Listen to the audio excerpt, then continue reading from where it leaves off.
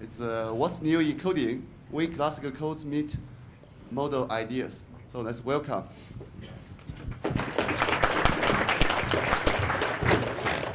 Good morning, everyone. Thanks a lot for coming here on the last day of the conference. Thanks a lot to the organizers. In particular, I guess I was in contact with Barry for inviting me here and give me the opportunity to tell you a little bit something. Now, just to start, I guess that's not a surprise. I know nothing about quantum, so that's the last time I'll ever mention this word. Okay, you know, I've been working mostly on questions of information theory and actually mostly on questions of coding. And so I really tell you a little bit something about what's happening in the classical world of coding. And I guess it's my understanding that then hopefully some of these ideas already in the past have then made it into the quantum world. And I guess that's the hope that this will also be the case here. Now, coding can also have many different meanings. Yesterday, for example, we heard in the plenary about locally decodable, locally detectable codes. For me, coding really means point-to-point coding. So we have some source, right? And this source wants to transmit some information. So it picks what's called a code word from some set C. It transmits it. The channel right now will be very simple. It will act on the bits of the code word, will either perturb them or will erase them, and we'll get the information or the transmitted word at the decoder, and the task will be to, from the send information, to infer what the transmitted word was, or at least what some of the bits were, and that's really what I will be talking about. Now, this problem, this setup here that was set up by Shannon in 48 is very, very old, right? And so obviously there have been many, many ideas that have been brought to bear on this problem. And clearly, I cannot in one slide summarize all of this, but just for the purpose of this talk, let me think of three categories of kind of ways of how people have tried to approach that. Now, one that's the oldest one is the algebraic approach. And you might have heard things about Reed-Muller codes, Reed-Solomon codes, BCH codes, but also lattices. And so they are mostly defined by algebraic quantities. And also the idea there is, the underlying idea there is to do a packing. And this packing could be pack points in Hamming space or pack points in Euclidean space. If we're talking about, for example, lattices, these points are the code words, and we want to pack them such that the distance between them is as far as possible, and that gives us the resilience against noise. And then the decoding is based on that, given that these codes typically are defined by some nice algebraic properties. We'll use these algebraic properties to do this decoding in an efficient manner. And so these codes have been around for a long while. First one starting right after Shannon introduced the problem, by Hamming codes and Reed-Muller codes in the 50s, etc. These are nice codes, have been used in pretty much space, in DVDs and many other applications. They're simple. You can have high throughputs, relative low complexity. The only downside is typically with these kind of algorithms that they're used, you don't really get close to capacity, but have been used quite a lot. Now, the workhorses of what you would find these days in products, your phone, your Wi-Fi, etc. These are really the second category, based on an entirely different idea, based on the idea that you would represent the code in a graphical manner. So you here see a bipartite graph. The red nodes represent the bits.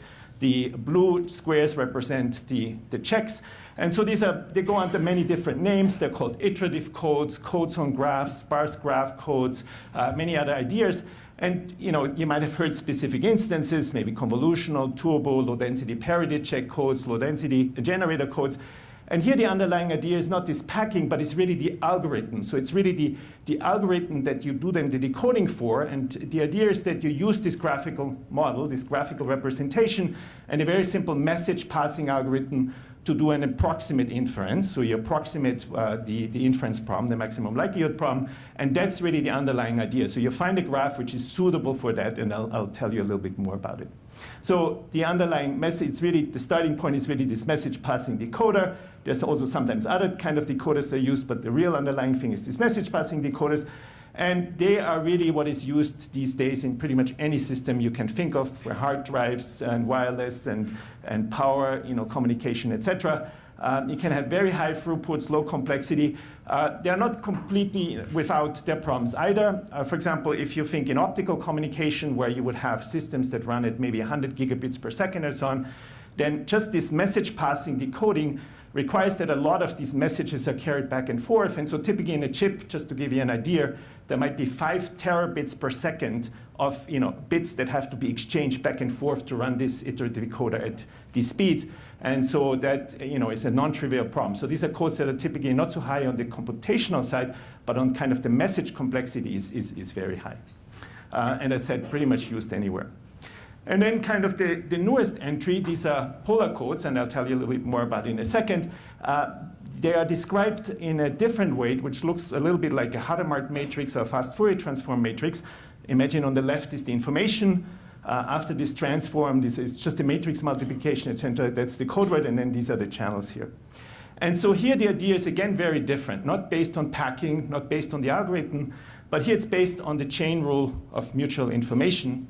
And I'll tell you a little bit more how that works. And there's also a very specific decoder associated to it, which is called successive decoder, which is basically taking the parts, the various parts of the chain rule of mutual information and decoding them one at a time. Now, these codes are much younger, and they have some very nice properties. They're theoretically extremely elegant, very simple to describe. I hope I can describe them to you in the basic idea in perhaps 5 to 10 minutes. They also have some little problems. In particular, if you thinking about the finite length performance, you're thinking of very short codes. They're not they're not optimal, and also in terms of universality, meaning how good does one particular code behave for various different channels. They also could be a little bit better, but there's a lot of excitement about these polar codes. So what I want to do now is I'm going to start from the right and tell you a little bit about some idea about each of these things. I'll tell you first a little bit something about polar codes and how they can achieve capacity on a wide array of channels, and probably the most important thing is just the basic idea, which is applicable far beyond the idea of coding. Then I'll tell you a little bit something about iterative decoding and some new idea which is called spatially coupled. And then I'll tell you how some of these new ideas also have actually an influence on some very old codes, in particular about Reed-Muller codes. And so people are going back now to these type of codes and discover new properties. So let's start with polar codes. 2008, Erdal Arıkan came up with these codes pretty much out of nowhere. And if there's one basic idea about polar codes beyond the technical, it's the following. There are only 2 types of channels where we really know how to transmit easily. And that's the channel which is completely noisy, okay, so it has no capacity, has 0 capacity. And it's a channel which is completely noiseless, so has capacity 1, if I'm thinking of a channel that has input as 1 bit. Okay, these are easy to deal with. The first one, you don't bother. Okay, the second one, don't worry, because there's no noise introduced. And so the idea of polar codes is that you take a channel which is neither of these 2, but through a series of transforms, which are called these polar transforms, get out of a sequence of such channels these type of channels. So they polarize, a general channel will polarize to either a perfect channel or to a completely noisy channel, and there will be exactly the right fraction of perfect channels, and then you simply use the perfect channels and you don't need any coding on top of that, okay? And in the noisy, completely noisy channels, you don't worry because, anyway, they have 0 capacity, okay? So that's the basic idea. Now, how does this work? So I'll explain to you for the binary ratio channel. The idea is the same for the general case. So take not 1 channel instance, but take 2. Okay, so these are the 2 square boxes that you see up there. And now put in front of that this very simple transform. Everything is over G of 2. This is just a matrix which a matrix multiplication which corresponds to 1, 1, 1, 0. Okay, so you have, think of this as the input. Think of this as the output here. This goes into the channel. The channel, might erase things. This is then the received values. And so together with this goes now a particular decoding order. So once you have done the transform, this is just an invertible transform. Doesn't look like anything interesting has happened. But what you do now is you first decode the top part. Okay, you decode the top part given the observation here, but you know nothing about the second part. You simply assume it's random. Okay, it's random 0, 1, uniform distributed. And assuming you can do that in a second stage, given that you now know this value, you will decode this value. Okay, so you will have, this is what's called the channel splitting phase. And so let me not see what this does. Okay, it doesn't look it could do anything because it's just a 1-to-1 transform. But it turns out that these two channels themselves have some very nice properties. So the first one, when I'm decoding this one, only seeing that, and assuming that this is uniform distributed, it turns out this is equivalent of having 2 bits and then XORing them, and that's the bit you're interested in. Okay, so you have 2 bits, let's call them x1, x2. The bit that you're interested in, the U, is just the XOR of them, but you don't observe the x1, x2, you just observe noisy versions y1, y2. Okay, so this is just what's called a parity check node. Okay, so it's just a simple parity check of 2. And if you assume that this channel here, for example, for our case, is a binary ratio channel, then the overall channel that you experience if you're trying to decode U1 is also a binary ratio channel, but it has this particular parameter, right? You can only decode if actually neither of these two things were erased, which happens with probability 1 minus epsilon squared, and the probability that it is erased is 1 minus that. Okay, so it's also an erasure channel, but it's an erasure channel which has an erasure probability for small epsilon roughly twice as large as the original channel. So it's a worse channel that you have. But let's assume by some miracle we could still decode. What would then the second channel look like, assuming that you have this value here?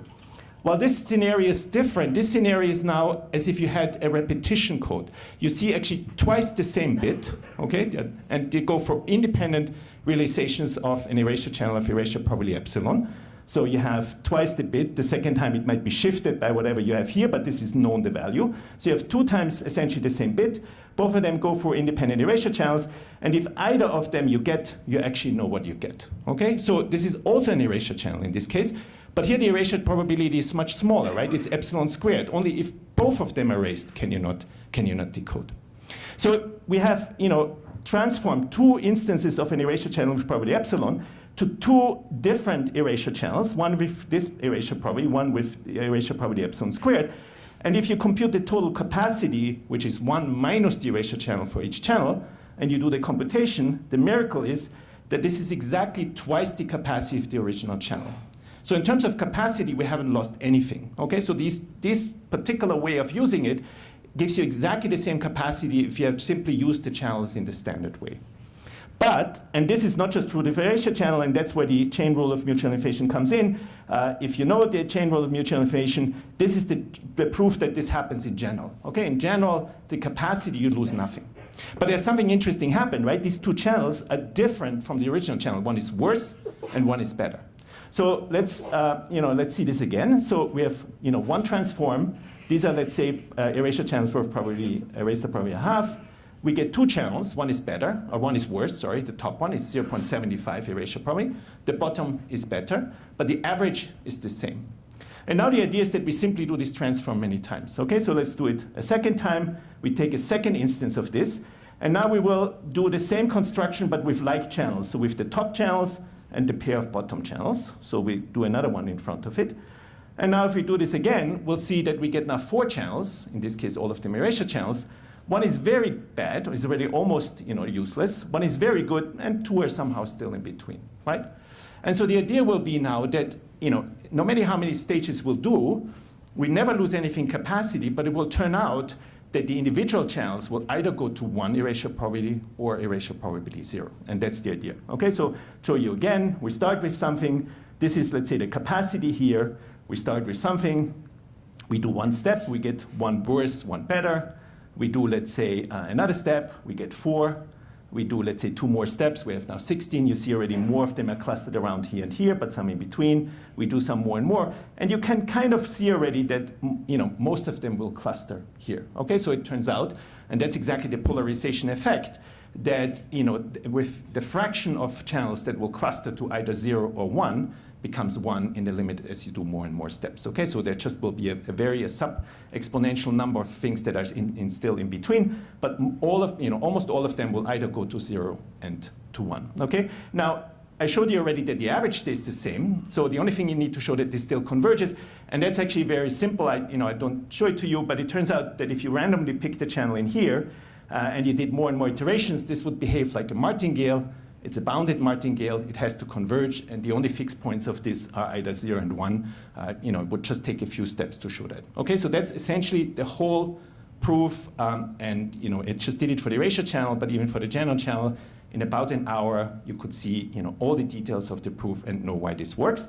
And so how do you now use this kind of code? Very simple. right? So I just showed you something now of length 8, but you should think of here maybe 1,000 such channels. Well, there will be only 2 types of channels, one that have erasure probability essentially 0, one have erasure probability essentially 1. Okay, those that are essentially erasure probability 1 are useless. You fix them to a known value, known to both the receiver and transmitter. Those that have an erasure probability essentially 0, you use them, you put your information in there. These are 0, there you put the information in there, you do the transform, that's the code word, you transmit, and then you do the successive decoding the way I've described it to you. Okay, that's the whole idea of polar codes. Let's just summarize. The whole idea of polar codes is this little transform here. The chain rule of mutual information guarantees that this transform doesn't lose you anything in capacity. A little bit something extra guarantees you that these channels go to either perfect or useless, and you're using the perfect channels and you do this successive decoding. Okay. Now, if you do this, you will see that encoding just corresponds to this matrix multiplication. So it has complexity n log n. Decoding also has the complexity n log n. So it's a very fast way. It gets you over any binary memoryless symmetric channel to capacity. And the basic idea can be extended, of course, beyond recognition, not just for coding, but for many other ideas either. Okay, so the basic idea of polarization. Okay, so this is all I wanted to say about polar codes. Now let's go to the second idea of how you might want to approach capacity. And these are spatially coupled codes. And spatially coupled codes are just particular instances of these codes on graphs. So let me just tell you one more time what these codes on graphs are. They were in the form of low-density parity check codes originally introduced by Gallagher. And so the code itself is represented by a bipartite graph. These are the bits, zeros and ones. These are the constraints. These are just XORs. And an edge means that this XOR checks whatever it's connected to.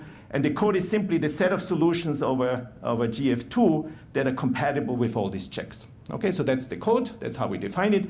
And the idea is that we're using a message passing algorithm. So this is now for the erasure channel. We're using a message passing algorithm to do the actual decoding. Okay, so you can see that messages are being sent from left to right. Then there's some processing going on, some greedy one. You send messages back from the right to the left, and you actually do the decoding. Okay, so this is the basic idea.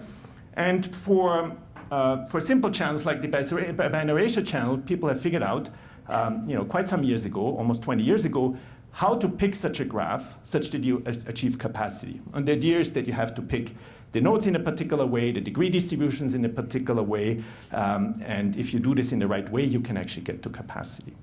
I'll show you now another way of how to get to capacity universally for any channels, which is actually based on an idea in physics. If you're living here, okay, then I imagine that it might be very convenient to have one of these. Okay, this is a heat pack. And a heat pack, so the 3 keywords that we need here is metastability, nucleation, and crystallization. Okay, so what is a heat pack? It's simply some plastic here with some substance in here that can take on 2 different forms. Okay, so in the form, for example, in this here, in the liquid form, it's in a metastable state. So it's in a state that has higher energy than the ground state that it could take on. Okay, but it also can exist in a different phase, namely in a crystalline form. And this crystalline form would actually be the ground state, so be a lower energy state. And if you go from the liquid state to the crystal state, it gives off exactly the difference in energy is heat, and that's exactly what you can then enjoy if you go skiing. Okay, and in this case, this would be reversible. Now, the question is, how do you go from one to the other one? Well, the substance is chosen in such a way that under normal condition, it will actually stay in this metastable state, okay, for quite some while, and you have to do something to get it to this lower energy state. And typically for this, there's a little metal piece in there that you have to kind of clip. And that's what's called seeding, or seeding. A seeding process. You start this process. You initialize the process of going from the high energy to the lower energy state, and then once it starts, you have a small seed where it's in crystal form, or where you add some energy. It will start from there on. It will do the crystallization, and slowly it will go to its lower energy state and give off the heat. And we'll use exactly this idea now to build good codes. Okay, let me show you how we can do that. So this is now one of these Gallagher type of codes. Imagine this much larger. Okay, so this typically, imagine this maybe 1,000 nodes, some a code of length 1,000. Now pick many of them. Okay, and let me just arrange them on a cycle.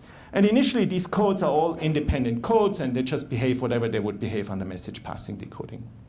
But now what I will do is I will give them a form, and that's the spatial structure or the spatial coupling. So I will couple now neighboring of such instances.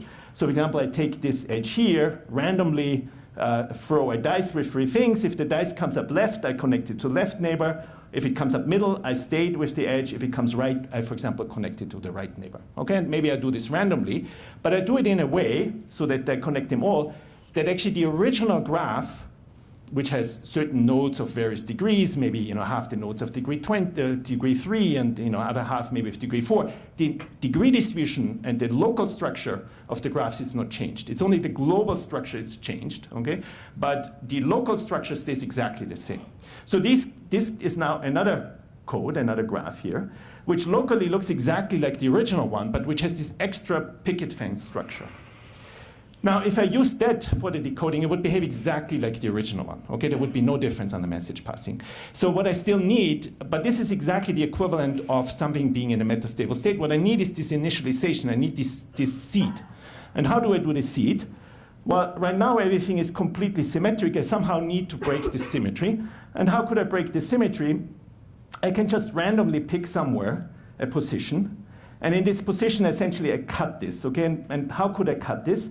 Well, one way to cut this graph is simply to set some variable nodes along a particular cut here, all to known values. Okay, and once I set them to be known values, they essentially don't participate in the graph, and it's essentially as if they were not there. So now I have a code which has slightly lower rates because some of these bits I've set to a fixed value, but this whole, what first was circular is broken, and maybe a slightly nicer way to represent it is now simply, again, think of it as a picket fence. Okay, so I have now a structure which is actually a linear structure. But there's now something interesting happening. Namely, in the middle, this behaves exactly the way as the original one. But at the boundary, you can see more of these blue ones. You can see more checks. And more checks means there's more redundancy. There's more local knowledge about it. And that exactly will play the role of the seed. Okay, so let's see now how this behaves if I'm now running an iterative decoder. So this is the parameters. It's the length of the coupling, the height of the coupling, etc. So let's now run this iterative decoder. So let me just explain what this thing means here. So I have now coupled, let's say, 100 of those in a line. And this is for the simplest channel, the binary ratio channel here. What I'm plotting up here, this height here, will be locally how many erasures I still have in the system. Okay, initially I don't know anything, so it's 1. And now I'll do an iterative decoder, and hopefully they will all go to 0. Okay, successful decoding would mean that all these points would go down to 0 here. So I have to pick an epsilon. So let me first do this. If the epsilon is so small that it's smaller what's called the message passing or BP, belief propagation threshold. So this is the threshold that one of these component codes would have if I did iterative decoding. Okay? So let me run that. What happens? Well, you can see that they all go down. And except for the boundary happening something a little bit different, let me run it more time, they basically all go down at the same speed. Okay? And this is exactly what would happen if I took one component code and would apply it. Okay? So each point itself, if I played one more time, if you look in the middle, these are exactly what would happen at each iteration if I didn't do this spatial coupling, just took one component. But what is if I take now a parameter which is above what I could do with single component code? So if I'm doing this here and I would run it for a single component code, I would get stuck. Okay, this is the threshold. So let's run this again. Indeed, you see that in the middle you get stuck, but you see that something interesting happens at the boundary, right? At the boundary, since locally the code is better, it can actually start decoding. And there is a wave, okay, that runs at constant speed, so you need a constant number of iteration towards the middle, and eventually this will decode, okay, and you can determine what the speed of is, etc. So even though the component codes themselves on the iterative can't decode, because of this special structure, we can actually decode. And this works all the way up to what's called the map threshold of this code. So this would work all the way up to what you could do if you used this code and did optimum decoding. So this means a local, suboptimum, low complexity algorithm for this particular structure, at least asymptotically, is as good as if you ran this code with optimum, maximum, a posteriori decoding. Okay, just because you have this structure. Now, of course, if you go above this threshold, right, so if you move even further to the right, well, what happen is it will simply get stuck somewhere, okay? And you can't hope, of course, to do the decoding because even an optimum decoder couldn't decode at this point. So just this little extra, seeding at the beginning, this nucleation process made it that we could start there locally, and then this extra structure made it that we could go from this metastable state, which is, essentially the equivalent that the myoptic suboptimum decoder